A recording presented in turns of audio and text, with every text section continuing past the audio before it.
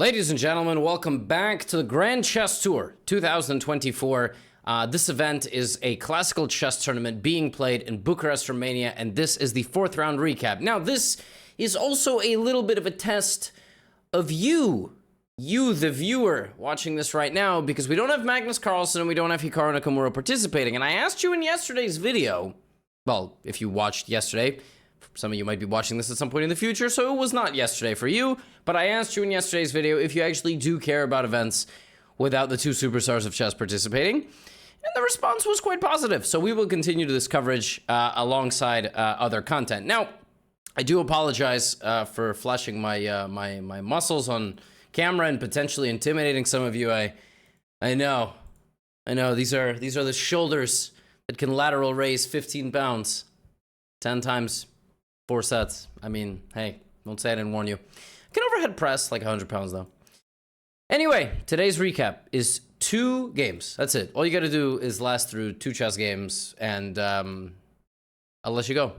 All right? You gotta learn a couple of things though. We have Fabiano Caruana versus Bogdan Daniel Deac, who's the #1 ranked player from Romania. Some of you correctly pointed out in yesterday's video, that's actually supposed to be Richard Report. Nope. Report was Romanian for like 2 years and now he's Hungarian again.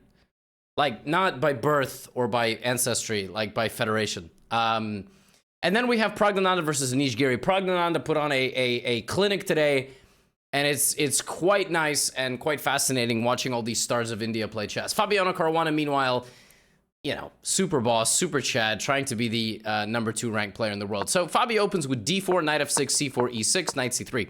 Now, this is multiple games of this event now, where players have actually baited Bogdan Daniel Deac into playing the Nimso Indian. Again, black utilizes this move order so that they don't have to commit a pawn to d5, and first they wait for a move from the white side, and Fabiano happily plays into this. Now, a couple of rounds ago, Gukesh played e3, bishop d2. That's a sideline. Nobody plays old kind of main lines anymore, e3, and now we wait. Will Fabi play knight e2? Will he play bishop d3 and then knight e2? What is he going to do? He plays a3. Now, what's funny when I saw this is that I have played this myself, and I thought it sucked. The reason that you play a3 is you just want this to happen. But you will remember a couple of games ago, in yesterday's recap, I don't know why I said a couple of games ago, a couple of rounds ago, Gukesh played castles and bishop d2 so that if the knight gets taken, you take with the bishop, you don't damage your pawns. Why would you force black into playing this? Well, you kind of force them into doing something. Now, the reason that this is any good at all, right, is because there is one line in particular that goes like this. d5, take, bishop to d3, black plays c5, you play knight e2, knight c6, and then what you do in this position, very strange move, you play f3. This was played in the World Championship match between a guy named Magnus Carlsen and Vishwanathan Anand, and white just gets very nice attacking ideas going over here. Now, nobody plays like this because it's bad. What they do now is they play c5, and I actually had this played against me in a classical game, and I remember just sitting at the board going, this really sucks. Like, this opening has one major idea, and it's to create a kingside attack. And if you literally don't get that, your position is very miserable. Black can very easily lock the position up, and let's say, you know, you can play knight e2, and okay, I mean, you can play d6 or something like that, so you still have some attacking chances. But if black, like, doesn't rush, black just plays like d6, h6, a6, just waits, you don't get much. Now, I was very curious how Fabi would handle this position, and he played rook b1. Now, longtime subscribers of this channel are familiar with the song Rook B1. There's a song written by, I think it was Olivia Rodrigo, and the song goes, Rook B1, make a move that makes no sense, and yeah, I don't understand. For the first time in the history of this channel, I may actually sing that song a second time, because what? I mean, of course, I get it, all right? I get it. You're blocked by the pawn, here you're not. But what about the rest of the... Like, you still haven't solved the problem of the opening. Now, Bogdan plays d6, okay?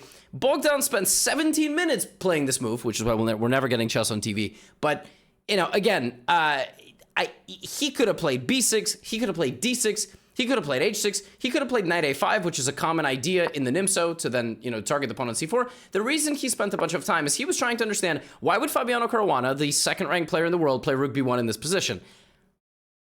So he played d6, right? And Fabio played knight e2, which was always the idea. Now, again, I told you, I've seen this position a lot, right? e5 is very normal, white castles, and then black can either shove the bishop in here or just kind of like hang out, just kind of not do anything. And then if you play d5 with white, you have knight a5, bishop c4, and I'm targeting this weak pawn on c4. Now, there are lines where white actually just straight up gives the pawn up, like white plays knight g3. And if black goes here, you can take and you can start an attack. You basically don't care about the pawn at all. Rook e8 is the move played by Bogdan. We have f3, we have b6, and now Fabio plays this move e4. And Fabi kind of, Fabi is really piquing my curiosity in this line because several years ago, I stopped playing this because I was like, if black doesn't do anything dumb, I have a really miserable pawn structure. And to see Fabi just kind of play the ideas of this and kind of make it look easy, kind of inspired me. Now, the point of e4 is d4 is now hanging. So if black doesn't take the pawn, like let's say h6, first of all, you can go here. So now after take, you just have a very powerful two-bishop position. So the other thing is you can also play d5, right? So you could play this, and then you could start an attack. I told you, this was kind of another part of the idea. Which is why here Bogdan takes on d4, takes with the knight, and takes like this. And I told you, if the bishop is there already, then you're going to take, but the bishop's not there. So you would think Fabi plays bishop b2. No, he plays bishop g5. Bishop g5 is the ultimate provocation, so Fabiano kind of gets exactly what he wants from the opening. And the point of bishop g5 is, like, let's say black does nothing. Although that's quite a weakening move.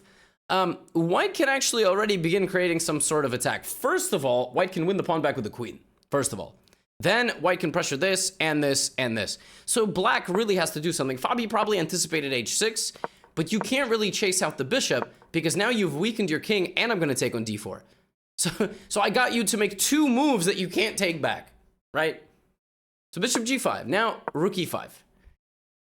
You would think a move like this, something inside of you just screams like, that looks wrong. Rook should not be this congested, right? Fabi brings the bishop to h4. Now, Bogdan's idea was probably to play h6, and then if bishop f4, honestly, I have a feeling he wanted to sack his rook. I think he wanted to create this barrier in the center where now Fabi has no advantage. Black has undoubled his pawns. His knight is going to quickly go to c5, or maybe to e3 in the future, or f4, and black is doing very well. So I think that was the idea. I think actually Bogdan brought his rook to e5, kissed it goodbye, and said, "You're going to perish for the the benefit of society." And yeah, Fabi's like, "I'm not taking your rook." So now, Bogdan kind of went all in on the sacrifice of the rook to undouble his pawns, and suddenly he's like, "Wait a minute. If I just don't do anything, like if I, continue to try to sacrifice my rook, at a certain point, it will be won. And it's going to be really bad for me." So suddenly the rook needs to go to plan B. It travels to the other side of the board to attack Fabiano's A pawn, which he defends because it's worth defending. And then he takes on d4. And then we have a queen trade. Now, Bogdan here makes a series of unfortunate decisions. Number one, rook to a5 is a major commitment of the rook. It is very, very, very committal. Bishop a6 is a move that makes sense, but the follow-up and trying to trade queens, you got to do it very gently, very, very delicately, I should say. And obviously, white is not trying to help black improve their structure, remove the weakness to a very powerful spot, now actually very well protected. So Bogdan should probably not have moved his rook there, and he probably should not do this, because now he's playing very passive defense. And essentially, it's just a matter of time until his 2805 rated opponent finds a way through. So first, what we're going to do is use the rook that was put there as a target. Rook c5. Look at this. And now you can kind of see, like, the rook was put there to be sacrificed. It was brought there to attack. Now it's being escorted out in handcuffs. Like, now it's like, yo, get out of here. f4, right? We're trying to either rotate our rook over here, maybe take space, maybe play bishop f3, rook c3, just slowly, patiently, king to f2. Now, Bogdan plays h5. He's trying to make something happen. He's trying to deflect the bishop.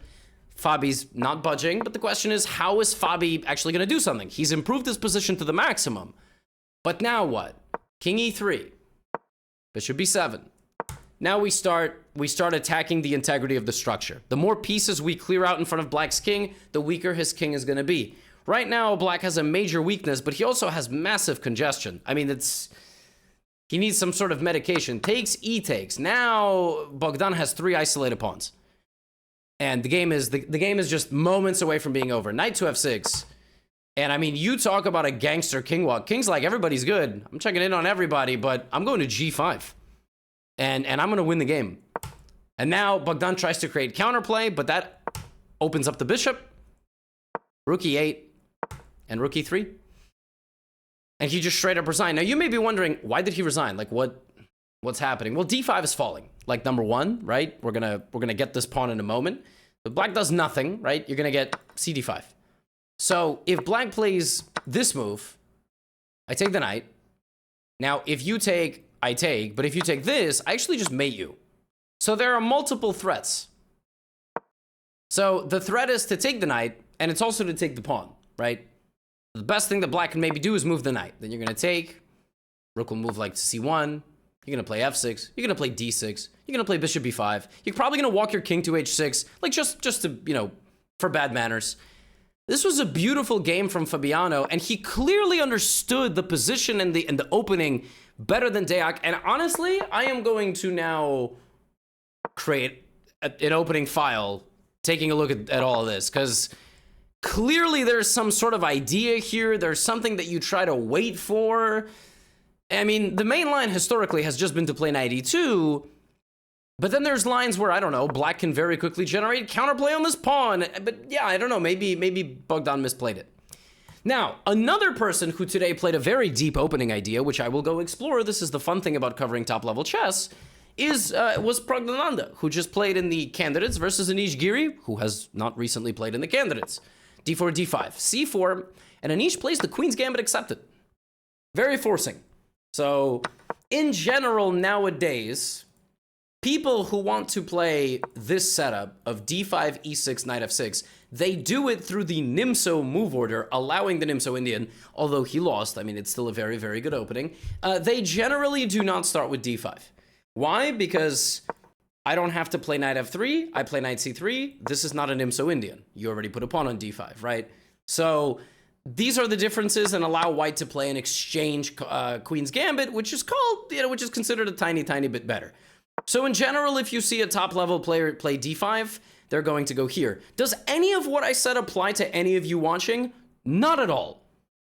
Like, I literally, I mean, top-level chess and your chess, and even my chess, like my over-the-board chess at 2348, 2450, whatever, we're planets apart from these players. I mean, the meta is, like, absurdly different. So, c4, dc4, knight f3, knight f6.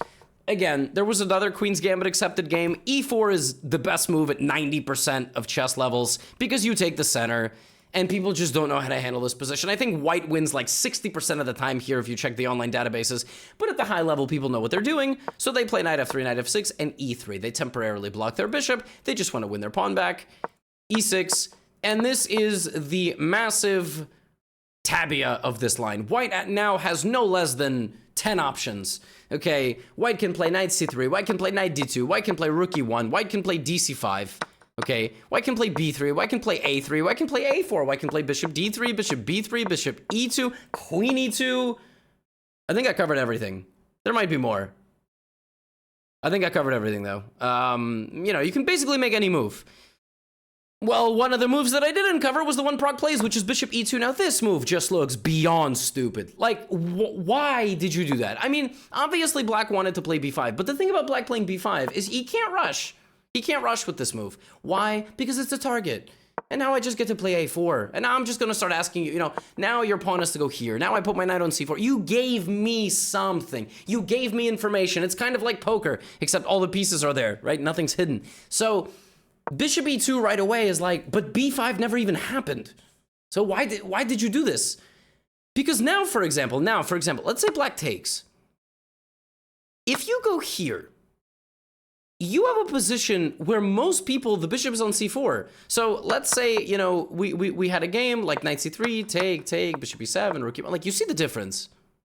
So when you go to e2 with the bishop, black can actually take. And now taking like this doesn't make sense. You probably have to take on d4. And okay, you play, right? Game goes on. Now, Anish plays knight bd7. He's clearly not scared. Knight bd2. Now bishop e7. So 5 minutes spent. Anish here is trying to work out, why did Pragg go bishop e2 and knight d2? I mean, these are cramped moves. Now, obviously, there is some sort of idea, right? The idea is we're getting out of known theory. We're keeping the tension in the center. And then we're gonna wait and see how our opponent develops. Again, b5 is a pretty inaccurate move. It's an inaccurate move because you get to play a4. And you can even play e4 now. Like, white can even go for e4, e5. So white is maybe even trying to change the plan a bit, right? So bishop e7. Now, e4 here doesn't work. It doesn't work because there's no weaknesses in the black position. So dc5 is what he plays. Now bishop c5. Now you will notice Anish moved his bishop 2 times.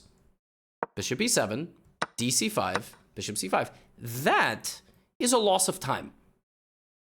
So now white has a microscopically advantageous position because he clears out the center. And now he is a step ahead of his opponent. He now has 4 pieces out. And pretty soon he's going to have all the pieces out, right? That's kind of the plan, to play e3, b3, etc. So castles, rook d1. The question is, how is black going to develop? Now, some of you who have been watching my Road to GM series, if you haven't yet, if for some reason you are watching this video, somehow you stumbled on a YouTube chess video, it's the first or second or third one you've ever watched, watch my Road to Grandmaster series. My second game in Madrid against Pepe Cuenca, I had the black pieces, we had a symmetrical structure like this, and I was pretty passive, and I managed to slowly unwind. Well, the question is, how is black going to unwind? So he plays queen e7, which is apparently an inaccurate move. Apparently, the best move here is bishop again back to e7. But that's like, I mean, 33% of your moves have been moving the bishop back and forth. You can't, so queen e7 is much more human. Now we have b3. Instead of b3, actually chasing the bishop is better. The bishop goes to d6, you play knight a5. Bishop b6 stops knight a5. But what it doesn't stop is the development of the bishop. What it does stop is the development of the bishop. Bishop d2. Now it's not easy to play with black. You play something like knight c5, I play bishop b4 and I win the game. You try to undevelop, I can even trade, and I just have long-term pressure, and this is a dominant position. So queen e7, instead of knight b3, he plays b3. And here he plays knight e4, targeting this. Now, the other idea is to generate a kingside attack. That might have been the idea all along, to be honest. So look at this sneaky opening idea from Pragg. Rook b8, bishop b2. And I gotta tell you, this doesn't look pleasant. It really doesn't. I mean, Anish plays bishop b7. He's playing very cautiously. Queen goes to f4. This is not the world's most pleasant position. I mean, you're seeing a lot of ghosts here. Right? You might play a move like h6. Suddenly, you're getting mated somewhere. Now, there's another secret idea hidden in the position, which is going to be discovered later. Rook bd8. Rook c1. Knight f6. Bishop d3. And it's quite clear now that what white wants. So let's say black plays a5. You have knight g5 ideas. If h6, you can actually take on f6. And then in this position, you have check here. You got to take the rook first.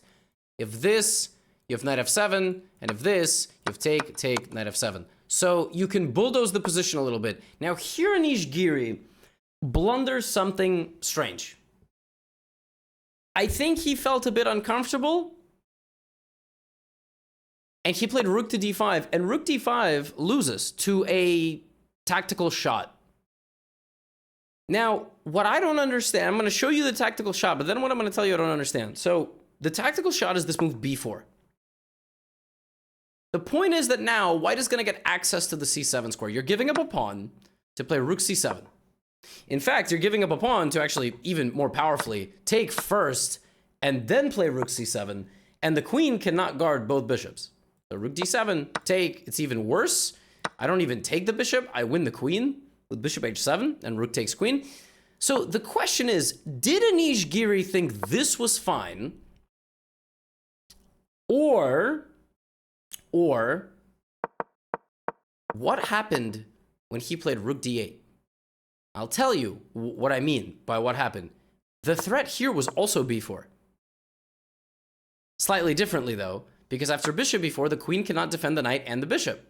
So this completely winning position for white, because two pieces are just better than a rook in a middle game. So I don't know what happened here, because it looked like Anish saw the idea, or maybe got a little bit fortunate, and either he completely forgot about b4, or he thought this was fine. Now, queen h4 is very strong, but so is this.